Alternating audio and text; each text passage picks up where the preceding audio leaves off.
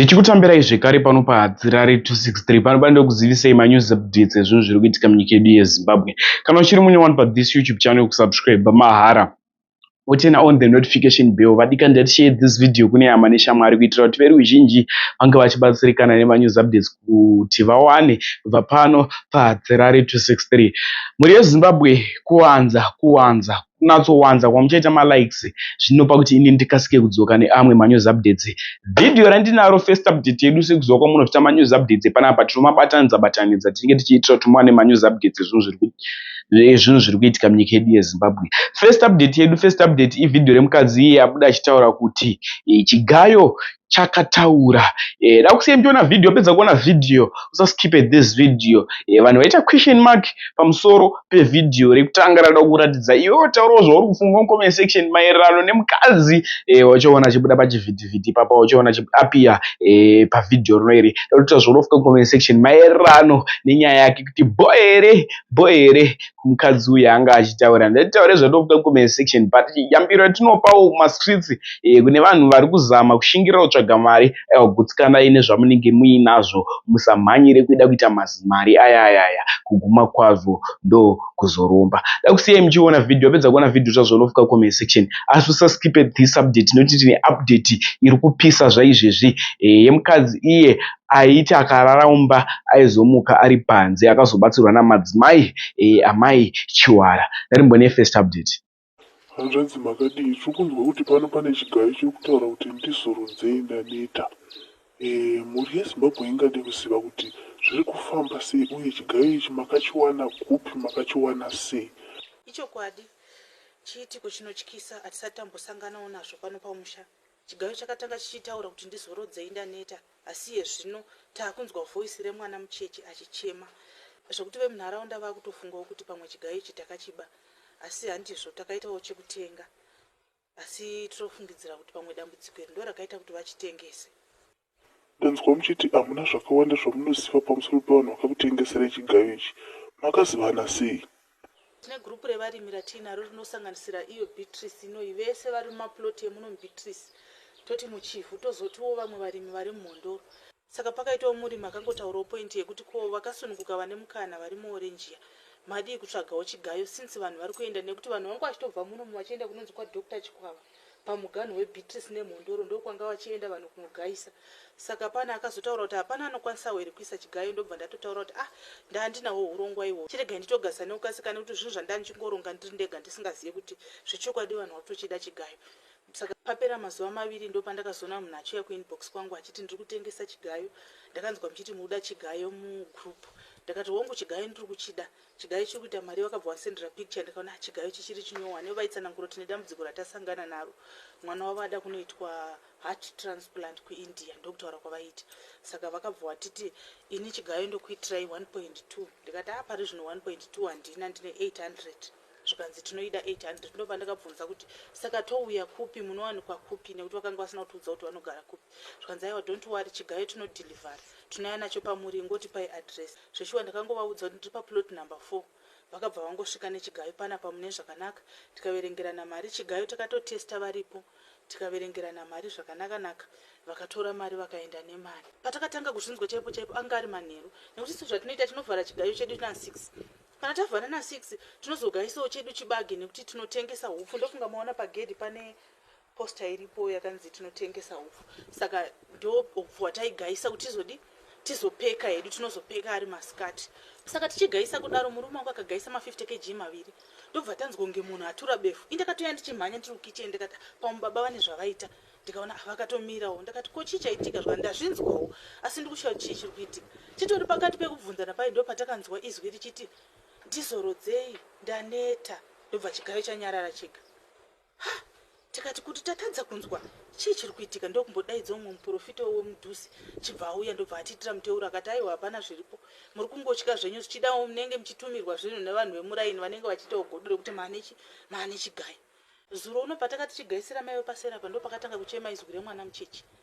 Pakaita nguva tikatobuda muchigayo tikamira panze kuti tione kuti zvechokwadi hapana here munhu ari panze auya nemwana. Zvechokwadi mwana yakangoti achingopedza kuchema, chigayo chibva chanyarara, kuti tichimutsa chakabva charamba kumuka. Ko panhamba dzako dzefoni dzamaitaura navo, Mambozama here kuvatsvaga? Havasi kubatika. Ndambozama kufona WhatsApp chaiyo iri kutaura kuti vakapedzisira kuenda paWhatsApp musi wavabva kuno manheru acho. Havasi kuzobatika ende hatina kwekuvaona nekuti hatina kunge taziva kuti vari kubva kupi nechigayo. Ivo ndo vakaita zvekutigira chigayo panapa. Inyaya yakaoma zvikuru ende vana havachatodugara panapa. Vana vangu vese ndine vana vatatu but vana vangu vese vakaenda kwambuya vavo vakatiza vachadugara panapa. Next update ividhiyo iro remukadzi iye aiti akaramba anomuka ari panze. Nhumbu yainge akazvitakura, kana akazvitakura mukadzi uyu aizongoona asisina dumbu. Dakusei tichiona vidhiyo rake akabatsirwa namadzimai vanonzi iyo amai Chiwara. Ivo varamba kushambadza basa ravo panapa pachivhitivhiti vakati aiwa handibude paTV handiite izvozvo. Saka tazongokwanisa kupiwa nhamba dzavo tichenge takazisa hedu pavidhiyo ramuchaona riri kutevera. Much love. Right, muri yeZimbabwe kusangana kwatiri kuita zvekare pano pachivhitivhiti chatinokuzivisai manews updates ezvinhu zviri kuitika munyika yedu yeZimbabwe. Ngatifollowei handika kana tiri vanyohwa tibatsirane nekuzivisana nyaya dzinenge dzichisiririsa mastreets esocial media. But makazvitarisa nhasi tine hama yedu iyo yatiri kuda kukurukura nayo nguva idiki diki. Anga aine dambudziko rinotyisa rinokatyamadza rekuti wakanzwa unovhunduka kuti zvinhu izvi zvirimo muZimbabwe here. Aiwa zviriko panewo kana wadiwirwa nedambudziko ndo paunoona kuti zveshuwa. Aiwa zviriko. Makadii hama? Tinofara hedu. Makadiwo mwanangu? Tinofara. Kuri sei kunobviwa? Kunobviwa kutene zvako. Munokwanisa kuzivisa muri yeZimbabwe kuti imimi muri vekupi? Inini ndinobva kuGuruve kwaKodho. Alright. Tine nyaya yatakanzwa. Takanzwa nemafunga ende yakatombopisa ayo mastreets yakambonetsa but takatadza kutora interview nekuti makati imimi tangai matsvaga munhu wekuti anondibatsira, kana andibatsira ndo pandichabuda pachivhitivhiti. Saka tazofunga kukutsvagai nhasi nekuti mabatsirikana. Takanzwa kuti imimi maiti kana makarara mumba maimuka muri panze. Toda kuti mupajekesa apa kuti zvaikonzerwa nei ende zvaifamba sei? Inini mukukura kwangu kazhinji kacho ndaimuka ndiri panze. Ndairota hope. Ndorota hope dzedze. Pakuvhunduka kwandinozoita ndairota hope dzinotyisa. Pakuvhunduka kwandaizoita ndo pandaizomuka ndichiona ndiri panze. Ndiri panze kudaro panguva yandinozoda kuvhura dhoo ndinotoona dhoo riya zvatakapinda mumba riri ndozvandinongoriona riri. Ndotozonoka ndotozobvunzwa kunzi ko wabuda sei mumba. Kusvikira ndasvikira pakuzoroorwa ndichingodaro. Kusvikirawo ndazotanga kufamba mirai makadaro. Makapinda mamarriages mangani akaramba? Ndakapinda 2. Maingoti zvaitika kwamuri mega here? Mumba menyu muri wangani? Mumba medu tiri 3. Makazvarwa muri 3.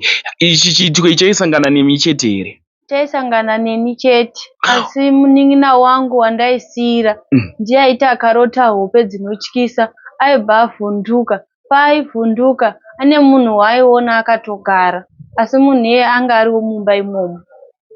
Alright, pamakafamba kune amwe maprofita maiudzwa unzi chi? Patakafamba vaingoti mbuya venyu vachireva vamai vedu. Alright, tichikubatai manga musina mbereko. Nhasi tikuona makazvitakura. Kubata kwaMwari here? Ndakatosimbawo nekufamba. Manga maane makore mangani musina mwana? Ndakangogara hangu gore, asi zvinhu zvaingondinetsawo kuti pagore ipapo ndotadzawo kungobatawo mwana here zvinoitawo vangu. Alright, ndorega dambudziko raikuwira here kuti imimi kana makarara mumba maimuka muri panze ndorega ranga rakakuwira here? Ndaitozopedzisira ndakutorwara kana musoro wacho wakangosingapori. Alright, muri yeZimbabwe yada kumirira kuti chii chakazoitika after izvi zvaitika?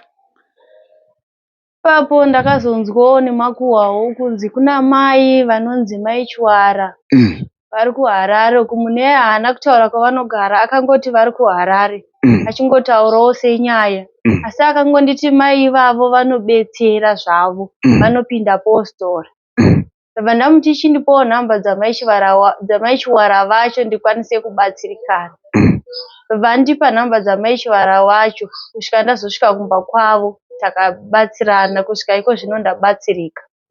Alright, patakazama kukurukura namadzimai vacho namaichwara takavaona zvedu vakaramba vakati handifariri kushambadza basa rangu paTV ende vazhinji hakuna anovaziva vakaramba kukurukura nesu hedu.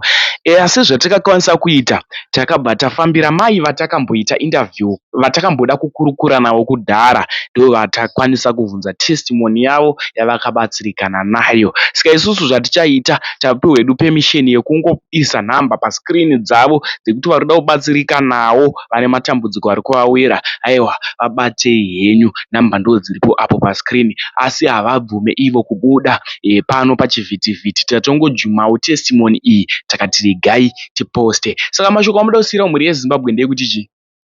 Mhuri yeZimbabwe ndoda kungokusiyireyo kuti hakuna dambudziko risingaperi, hakuna upenyu hunotanga ukapfava, upenyu hunototanga hwakaoma. Kutozvitakura kwandakaita uku ndakatomboita pamwe pamuviri pakatombobva, kubva kwopakaita pakangoshayika. Kana ndichireva kushayika kureva kuti kungonyangarika ndisina kuona kuti mwana wangu aenda nekupi.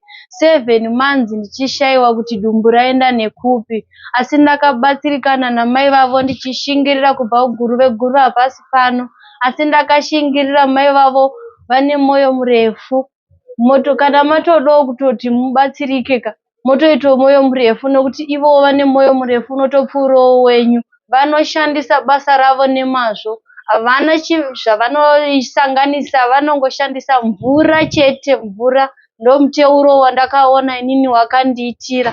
Kana neimba yacho yaitondinetsa, asi iko zvinozvi ndainzi haubati mwana haubate mwana, ndatova neimwe nhumbu izvezvi yandakutotarisira kuti ndichapona. Asi mukupona kwandichaita ndinovimba kuti ndichapona futi ndiri mumaoko mavo.